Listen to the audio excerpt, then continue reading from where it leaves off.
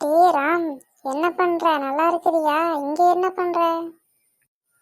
இல்ல சூர்யா, சைக்கிள் ஓட்டி பழகலான்னு பார்த்தேன். அதனாலதான் ரோட்டுக்கு வந்து சைக்கிள் ஓட்டலான்னு.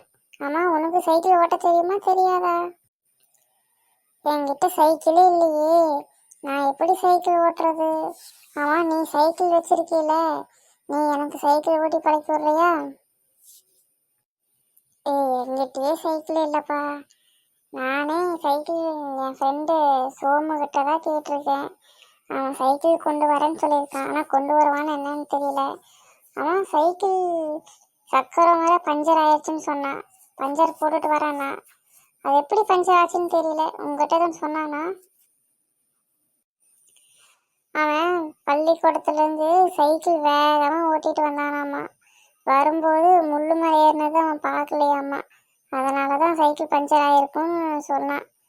தெரியல, பார்ப்போம், வெயிட் பண்ணி பார்ப்போம். இல்லைன்னா நம்ம டயர் வண்டி ஓட்டுவோம், சரியா? டயர் வண்டி நம்ம தினமும் ஓட்டுறதானே. ஆனால் சைக்கிள் நம்ம ஓட்டி பழகும்போது ப்ராப்பராக ஓட்டி பழக்கணுமில்ல. நான் யாராவது பெரியவங்களா இருந்தால் ஓட்டிட்டு வந்தால் அவங்க வச்சு சைக்கிள் ஓட்டலாமில்ல. சரி, நான் எங்கள் அப்பாட்ட கேட்டு பார்க்குறேன். அவர் வந்ததுக்கப்புறம் வேணா சைக்கிள் ஓட்டுவோம்.